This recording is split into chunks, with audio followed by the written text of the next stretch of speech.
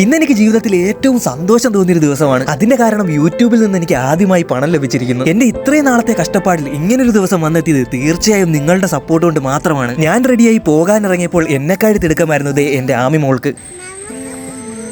Channel തുടങ്ങിയ ആദ്യത്തെ മാസങ്ങളിൽ എനിക്ക് ലഭിച്ചിരുന്ന പ്രതികരണം വളരെ നിരാശപ്പെടുത്തുന്നതായിരുന്നു. ഓരോ കമന്റുകൾ വായിക്കുമ്പോഴും വളരെ സങ്കടം തോന്നിയിട്ടുണ്ട്. പക്ഷേ എന്റെ സ്വപ്നം അത് യാഥാർത്ഥ്യമാക്കണമെന്ന് ഞാൻ മനസ്സിലുറപ്പിച്ചു. ചാനൽ തുടങ്ങിയിട്ട് 9 മാസമായെങ്കിലും ഷോർട്സ് വീഡിയോ ആയതുകൊണ്ട് ഇത്രയും നാളെടുത്തു ഈ പണം എന്റെ കൈകളിലൊന്ന് കിട്ടാൻ തന്നെ. എന്റെ ഈ സന്തോഷം പറഞ്ഞറിയിക്കാൻ ആരും തന്നെ ഉണ്ടായിരുന്നില്ല, കാരണം ഞാൻ ഒറ്റയ്ക്കായിരുന്നു. പക്ഷെ ഇപ്പോഴും നമ്മുടെ സന്തോഷത്തിലും സങ്കടത്തിലും കൂടെ കാണുന്ന ഒരേ ഒരാൾ എന്റെ അമ്മ. ജീവിതത്തിൽ ആദ്യമായിട്ടായിരുന്നു ഇത്രയും പണം ഞാൻ എൻ്റെ കൈ കൊണ്ട് അമ്മയ്ക്ക് കൊടുക്കുന്നതും അമ്മ എൻ്റെ കയ്യിൽ നിന്ന് വാങ്ങുന്നതും.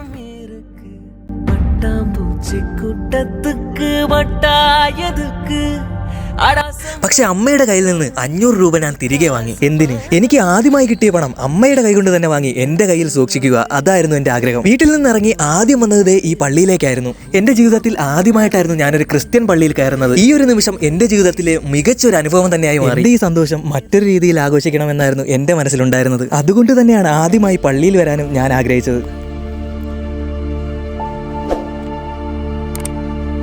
പള്ളിയിൽ നിന്ന് പുറത്തേക്ക് ഇറങ്ങിയപ്പോഴാണ് ഞാൻ ഈ ഒരു അമ്മയെ കണ്ടത്.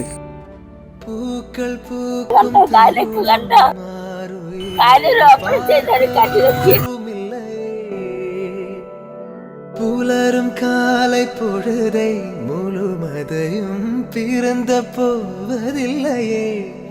ഒരുപാട് ദൂരം സഞ്ചരിച്ച് ഇവിടെ എത്തിയ ഈ അമ്മയ്ക്ക് ഒരു നേരത്തെ ആഹാരം വാങ്ങി തന്നാൽ മാത്രം മതിയെന്ന് എന്നോട് പറഞ്ഞു. പക്ഷെ അമ്മയ്ക്ക് അറിയില്ലല്ലോ ഇന്നത്തെ ദിവസം ആരെന്താഗ്രഹിച്ചാലും ഞാനത് നടത്തി കൊടുക്കുമെന്ന്. അമ്മ പറയുന്നത് എന്നെ ഒരുപാട് നാൾ മുമ്പേ അറിയാമെന്നാണ്. പക്ഷെ ഞാൻ അമ്മയെ കാണുന്നത് ആദ്യമായിട്ടായിരുന്നു.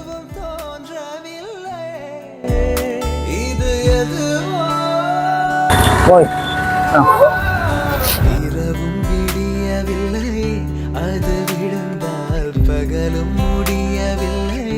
பூந்தளிரே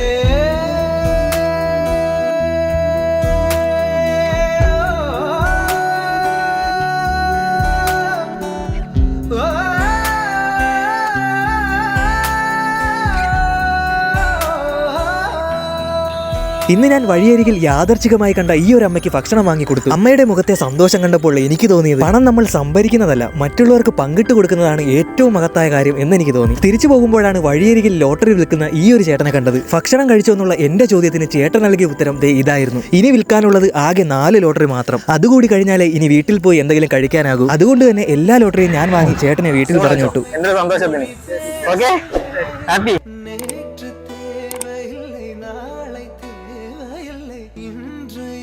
അങ്ങനെ അമ്മ വളരെ സ്നേഹത്തോടെ എൻ്റെ കയ്യിൽ തന്ന ആ 500 രൂപയും ഇവിടെ തീർന്നു. നമ്മുടെ ജീവിതത്തിൽ നമ്മൾ എല്ലാവരും ബിസിയാണ്. എന്നാൽ നമ്മളെ കൊണ്ട് കഴിയുന്നത് പോലെ ഒരു ചെറിയൊരു സഹായം ഇത് മറ്റുള്ളവരുടെ ജീവിതത്തിൽ വലിയൊരു മാറ്റം തന്നെ കൊണ്ടുവന്നേക്കാം. ഇതെല്ലാം കഴിഞ്ഞ് വീട്ടിൽ വന്നപ്പോൾ എന്നെ ഞെട്ടിച്ചൊരു കാര്യം മറ്റൊന്നായിരുന്നു. ഞാൻ ഒരിക്കലും പ്രതീക്ഷിക്കാത്തൊരു ട്വിസ്റ്റ്. വീട്ടിലെത്തി എടുത്ത ലോട്ടറികളിൽ എന്തെങ്കിലും സമ്മാനമുണ്ടോ എന്ന് വെറുതെ ഒന്ന് നോക്കി. ഈ സമയം എനിക്ക് മനസ്സിലായത് നമ്മൾ ചെയ്യുന്ന നല്ല കാര്യങ്ങൾ ഒരിക്കലും വെറുതെ ആകില്ല. നമ്മൾ മറ്റൊരാളുടെ ജീവിതത്തിൽ സന്തോഷം കൊണ്ടുവരുമ്പോൾ ദൈവം അത് നമുക്ക് തിരിച്ചു തരും. ചിലപ്പോൾ നമ്മൾ ഒട്ടും പ്രതീക്ഷിക്കാത്ത രീതിയിൽ തന്നെ. 500 രൂപയിൽ ഞാൻ നൽകിയ സന്തോഷത്തിനും സഹായത്തിനും ഒടുവിൽ അതേ 500 രൂപ തന്നെ എനിക്ക് തിരിച്ചു കിട്ടിയിരിക്കുന്നു. എന്റെ ഈ അനുഭവം നിങ്ങളോട് ഷെയർ ചെയ്തത് ഒരേ ഒരു കാരണത്താലാണ്. നിങ്ങൾ കഴിയുന്നത്ര നിങ്ങളുടെ ഭാഗത്ത് നിന്ന് നല്ലത് ചെയ്യാൻ ശ്രമിക്കൂ. കാരണം ഒരു ദിവസം അത് നിങ്ങളിലേക്ക് തന്നെ തിരികെ വരും. ഇന്നത്തെ ദിവസത്തിൽ ഞാനൊരു തീരുമാനമെടുത്തു. എനിക്ക് കിട്ടുന്നതിൽ വലിയൊരു പങ്ക് ഞാൻ മറ്റുള്ളവർക്ക് വേണ്ടി മാറ്റിവെക്കും. അടുത്ത ദിവസം 500 രൂപ വാങ്ങാനായി അടുത്തുള്ള ലോട്ടറി കടയിലേക്ക് ചെന്നു. അവിടെ നിന്ന് വീണ്ടും 2 ലോട്ടറി കൂടി എടുത്താൽ മാത്രമേ നമുക്ക് ആ പണം ലഭിക്കുകയുള്ളൂ. കയ്യിലുണ്ടായിരുന്ന 100 രൂപ വീണ്ടും കൊടുത്ത് 2 ലോട്ടറി കൂടി വാങ്ങി ഞാൻ 500 രൂപ തിരികെ വാങ്ങി. നിങ്ങളുടെ സപ്പോർട്ട് ഉണ്ടെങ്കിൽ മാത്രമേ എനിക്ക് അടുത്ത വീഡിയോയിലേക്ക് പോകാനായി കഴിയൂ. വീഡിയോ ഇഷ്ടപ്പെട്ടെങ്കിൽ മാത്രം ഒന്ന് ലൈക്ക് ചെയ്ത് സബ്സ്ക്രൈബ് ചെയ്യാൻ മറക്കല്ലേ.